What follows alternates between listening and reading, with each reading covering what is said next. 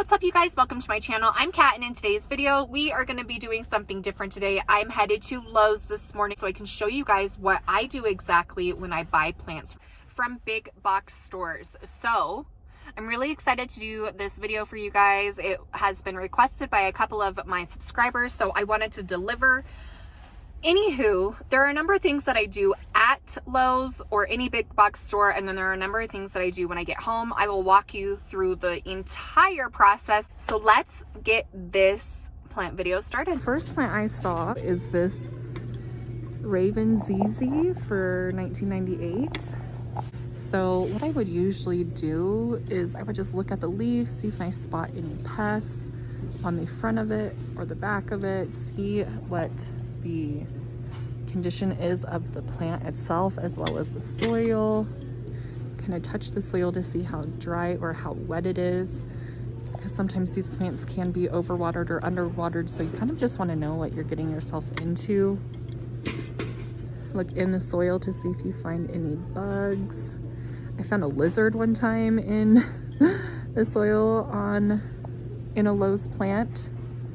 It was a dead lizard, but it was still in there. So these leaves will definitely have to be wiped down. I don't really see any pests just taking a quick look at it. I will kind of dig into it a little more once I get home. That's kind of what I do just right off the bat when I look at the plants that I potentially want to take home. I also do the same thing with succulents as well as cacti too. I just look at the succulents to see if there's any pests on them, what the condition is of the actual succulent. You know, look at the soil or rock, sand, whatever they may have it in. Just kind of take a peek, see what I'm getting myself into. We'll grab a cacti and do the same thing.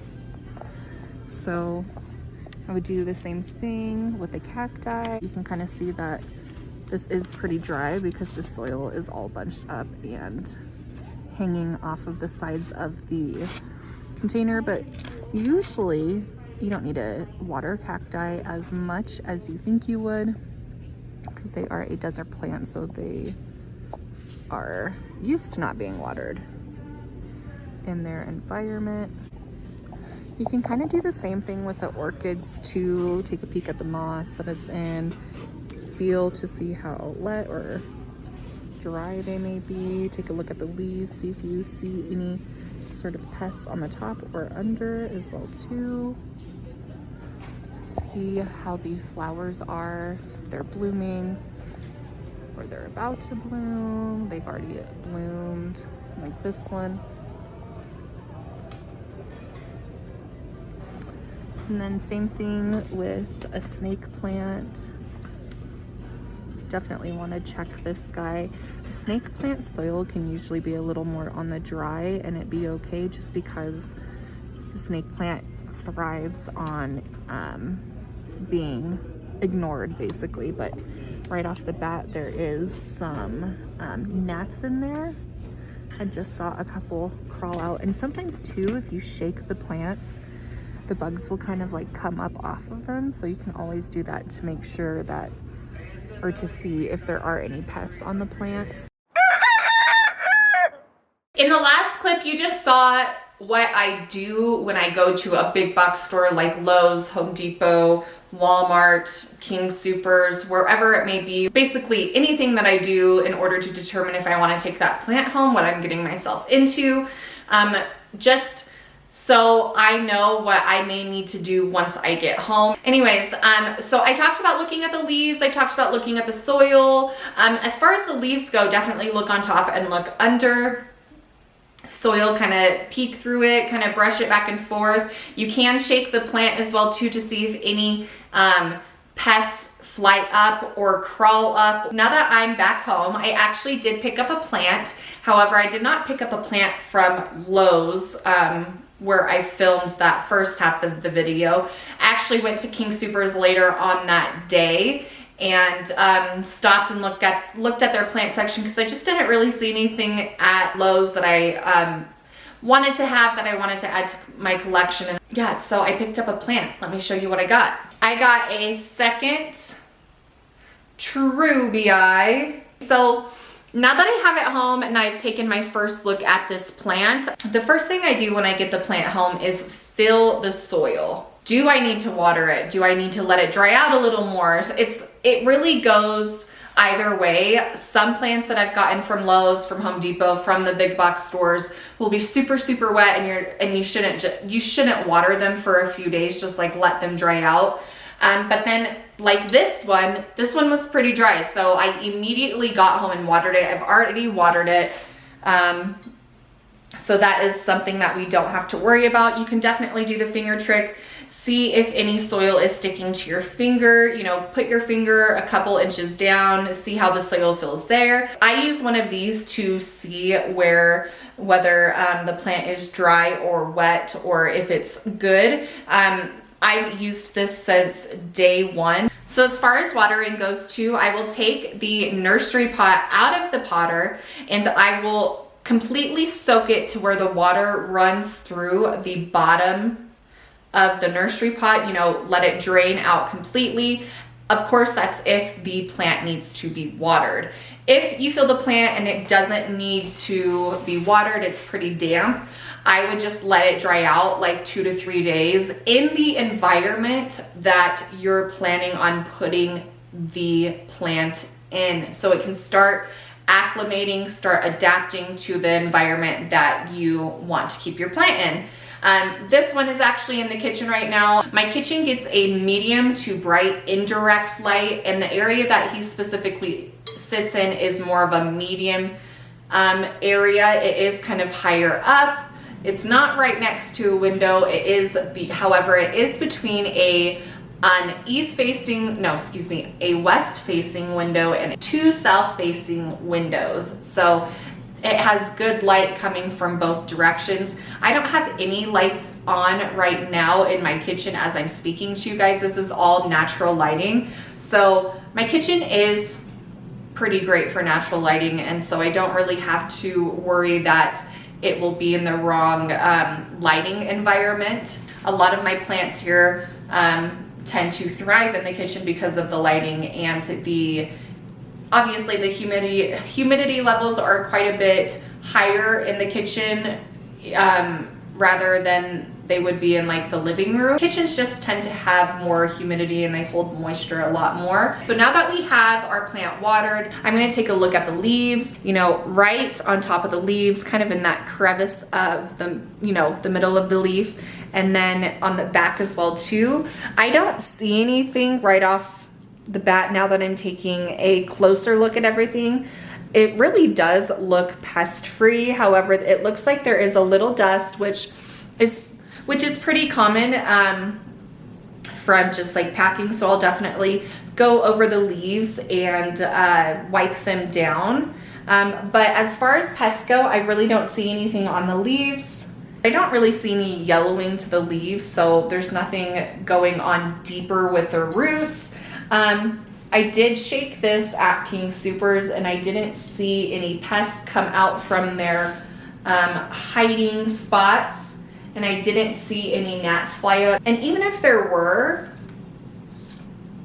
I feel like they would probably be really minimal considering what this plant looks like right off the bat. So it's probably something I could easily take care of. So just because I don't see any pests, don't have any gnats fly up, it doesn't mean that I'm not going to use any neem oil. I definitely am. So I'm going to grab my neem oil. This is the neem oil I use. Actually, got it off of Amazon, I believe. It's a Safer brand neem oil, fungicide, miticide, insecticide.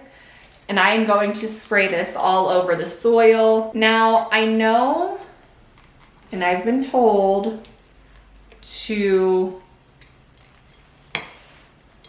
water the neem oil down before putting it on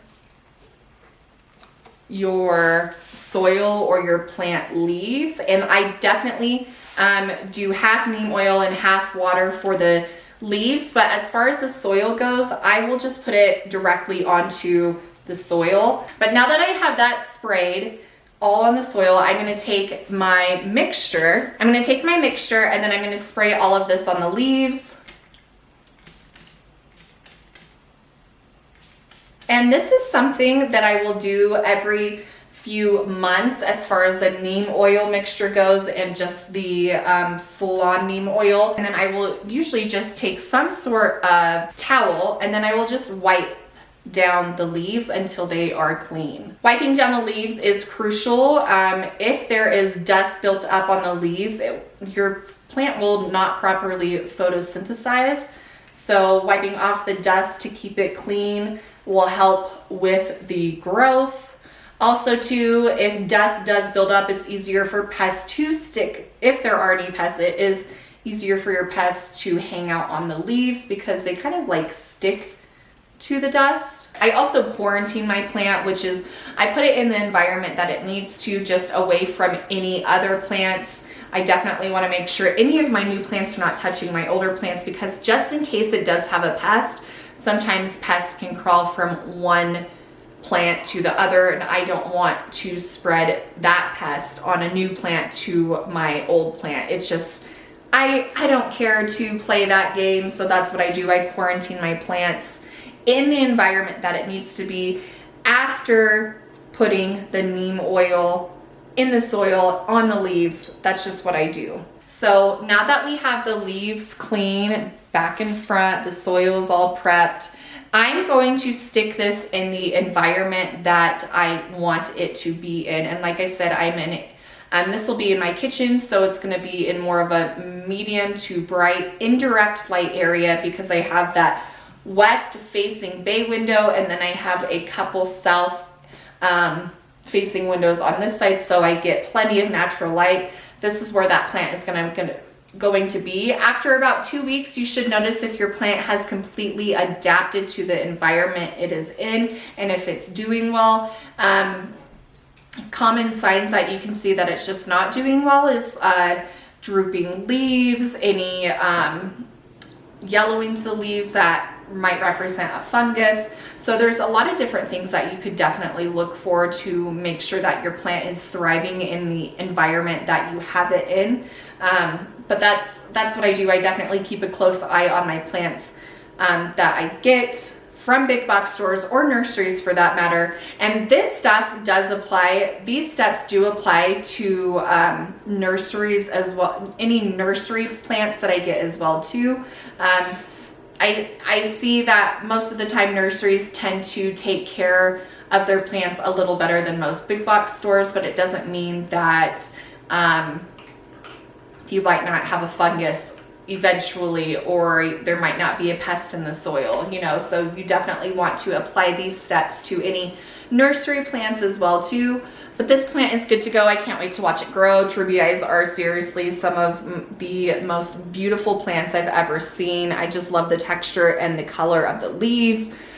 They are such a fast growing plant too if you give them the proper care. They are really easy for being more of an uncommon, rare plant that big box stores are now carrying. So this would definitely be a suggestion of mine if you want to kind of ease yourself into more of that rare plant world. This is a good starter plant for someone that is new to plants. It's just extremely easy, and it gives so much love back to you if you take care of it. So hopefully that answered a lot of your guys' questions. I've had quite a few subscribers that have asked me to kind of do a start to finish video as far as getting the plant from the big box store and bringing it home and what I do. That's basically it. Something you really don't have to overthink. You just kind of go with it. And these steps have definitely helped become beautiful and have lasted so long and haven't really gotten any sort of pest, fungicide, anything for that matter. So